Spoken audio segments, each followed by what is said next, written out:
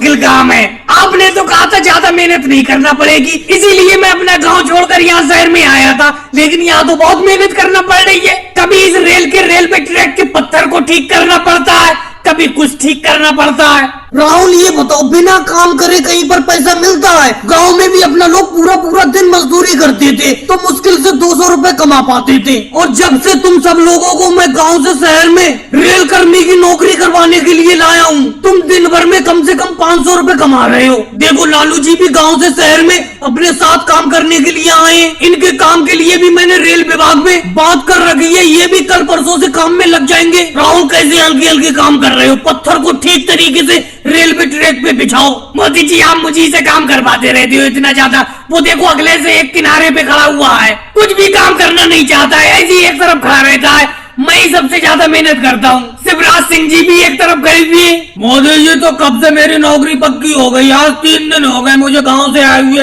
लेकिन रोज आप यही कहते हो कि आज काम पे लगोगे, कल काम पे लगोगे। अभी तक तो मैं काम पे लगा नहीं हूँ। ना ही मुझे तुम्हारे तरह ऑरेंज ड्रेस मिली है, ना ही जूते मिले। गाँव से जैसी नंगे पैर आया था वैसी फिर रहा हूँ। एक तो ये रेलवे ट्रैक के पत्थर बार बार मेरे पैरों में चुभ रहे हैं। कम से कम रेलवे विभाग से मुझे जूते तो दिलवाओ। लालू जी आजकल में तुम्हारी नौकरी पक्की हो जाएगी, मैंने रेल विभाग से बात कर रखी है। और जैसी तुम्हारी नौकरी पक्की होगी तुम्हें हमारे तरह ड्रेस भी मिल जाएगी और जूते भी मिल जाएंगे, फिर काम पे लग जाना तुम। मोदी जी कल तक और देख रहा हूँ मैं, अगर कल तक मुझे नौकरी नहीं मिली तो मैं गांव वापस चला जाऊंगा। कब तक इस रेलवे ट्रैक के नुकीले पत्थरों पे नंगे पैर फिरता रहूंगा? घर तो वापस जाना ही पड़ेगा जब नौकरी नहीं मिलेगी। अरे लालू जी मिल जाएगी नौकरी। मैं भी तो गांव से ऐसे ही आया था, मोदी जी ने मुझे भी देखो नौकरी दिलवा दी थी। रेल विभाग में इनकी बहुत बड़ी पकड़ है, ये अपने गांव से जो भी आता है सबको नौकरी दिलवा देते हैं। हाँ लालू जी बस 1 महीना और इंतजार कर लो, नौकरी जरूर मिलेगी तुम्हें।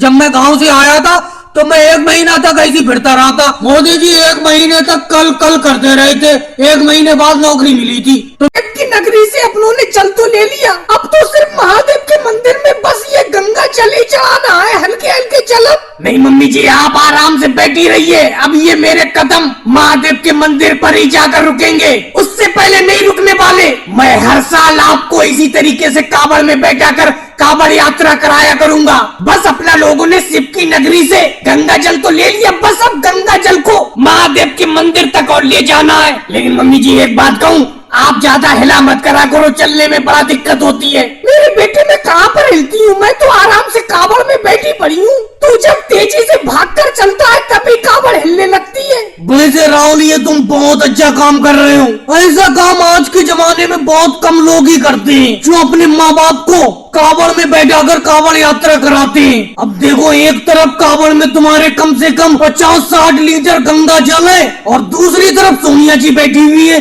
फिर भी तुम इतनी तेजी से चल रहे हो। जबकि मेरे पास तो 20-25 लीटर ही गंगा जल है, तो मुझे पता चल पा रहा है कितना ज्यादा वजन है। लेकिन जब कांवड़ यात्रा पर निकले हैं तो वजन को क्या देखना, हम तो राहुल शिव के भक्त हैं, शिव जी के लिए कुछ भी कर जाएंगे। लेकिन राहुल एक बार फिर कहना चाहूंगा तुम बहुत अच्छा काम कर रहे हो। हाँ मोदी जी आप बिल्कुल सही कह रहे हो, राहुल भैया बहुत ही अच्छा काम कर रहे हैं। जो अपनी मम्मी जी को एक तरफ कांवड़ में बैठाए हुए है, दूसरी तरफ गंगा जल है, इतना वजन लेकर चलना बहुत ही मुश्किल होता है। लेकिन राहुल भैया ने ये कर दिखाया।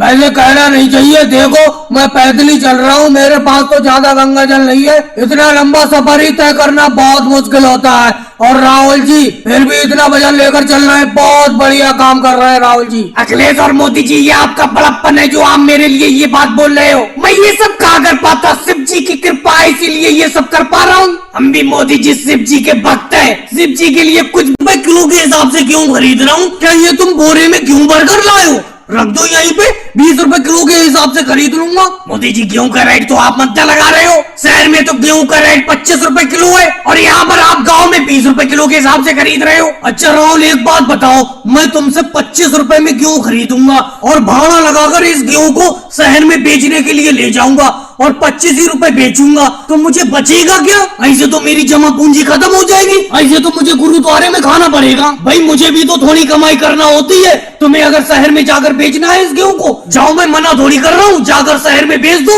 1 बोरी गेहूं को। अब मोदी जी एक बात बताओ, इस 1 बोरी गेहूं को कहाँ शहर लेकर जाऊंगा? अगर थोड़ा बहुत ज्यादा गेहूं होता तो बैलगाड़ी में भरकर इस गेहूं को शहर ले जाता। इसीलिए मैंने सोचा चलो गांव में आप गेहूं खरीद रहे हो, गेहूं का व्यापार कर रहे हो, तो 1 बोरी गेहूं आप ही को बेच देता हूँ। पैसे की जरूरत पड़ गई तो घर का गेहूं तो बेचना ही पड़ेगा। चलो राहुल, तुम हमेशा मेरे ही पास गेहूं बेचने के लिए आते हो, तो इसीलिए मैं तुम्हें 22 रुपए किलो का रेट लगा दूंगा।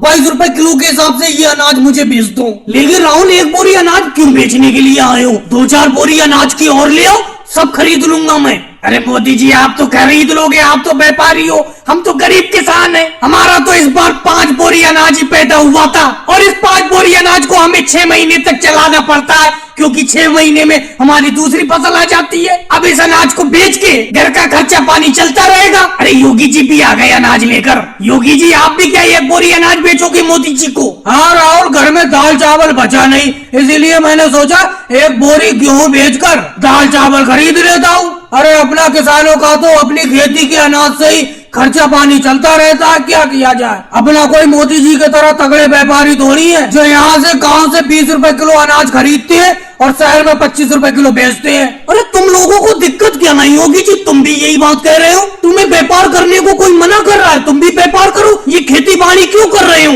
मोदी जी, हमारे इतने नाखून ही नहीं है जो सर को खुजाए। मेरा कहने का मतलब हमारे पास इतनी जमा पूंजी नहीं है जो व्यापार करे। हमारे तो खेत में जो पैदावार हो जाती है उसी से खाना खर्चा कर लेते हैं। और भाइयों को वीडियो को लाइक करो, चैनल को सब्सक्राइब करो।